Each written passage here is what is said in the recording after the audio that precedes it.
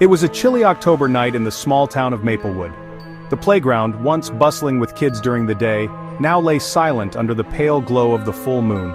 The swings creaked faintly in the breeze, and the faint rustling of leaves only added to the eerie atmosphere. Jake and Ethan, two adventurous 16-year-olds, sat on the edge of the jungle gym, their flashlights cutting through the darkness. Jake: "Dude, this is boring. We've been out here for an hour and nothing spooky has happened." Ethan, smiling, pulling a folded piece of paper from his jacket. "That's because you don't know how to up the stakes. Ever heard of the Charlie Charlie game?" Jake, raising an eyebrow: "That pencil game? Seriously? That's kid stuff, Ethan, not if you do it in the right place." Nodding toward the old community center nearby. The building had been abandoned for years after a fire gutted most of the interior. Rumors swirled about strange noises and ghostly sightings, but no one dared to enter, especially at night. Jake, hesitating: "You want to go in there? Isn't it like falling apart or something?" Ethan, teasing: "Scared?" Jake, rolling his eyes: "Let's just get this over with." The boys climbed through a broken window, their footsteps echoing against the charred walls of the community center. The air was damp and carried a faint metallic smell. Ethan set up the game in what looked like an old meeting room, its wooden table scorched and splintered. Ethan, drawing a grid on a sheet of paper, labeling the corners with yes and no and balancing two pencils in a cross.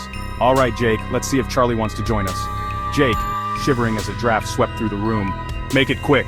Ethan, leaning over the paper: Charlie, are you here?" The pencil didn't move. Jake, relief evident in his voice: "Guess he's a no-show." Ethan: "Give it a second." Suddenly the top pencil trembled and tilted toward yes. Jake, laughing nervously: "That's just gravity."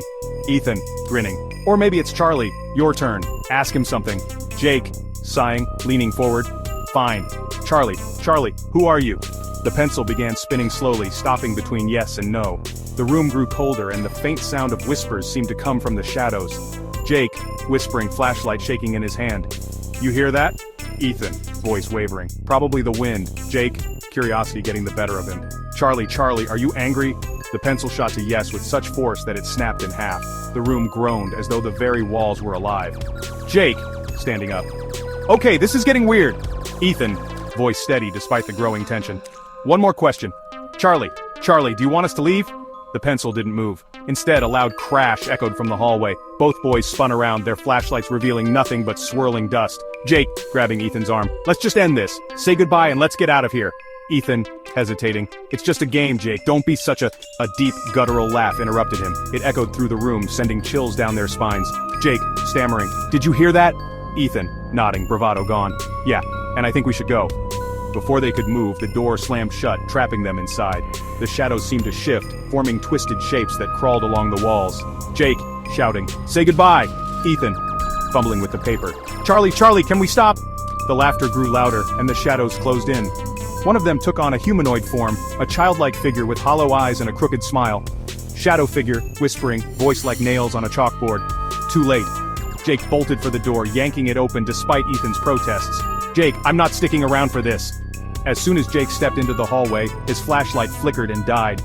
He screamed as something unseen dragged him into the darkness. Ethan, crying, tears streaming down his face: "Jake!"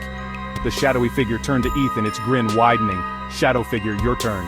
Ethan tried to run, but the room warped around him. The walls seemed to stretch, the exit receding into the distance. The last thing he heard was his own scream as the shadows engulfed him. The next day, Maplewood was buzzing with rumors. 2 boys had been found inside the abandoned community center, one sprawled in the hallway, his face frozen in terror, and the other in the meeting room, surrounded by a burnt-out grid and broken pencils. The town quickly boarded up the building, but the legend grew. To this day, locals swear they can hear whispers near the old community center at night: Charlie, are you here?"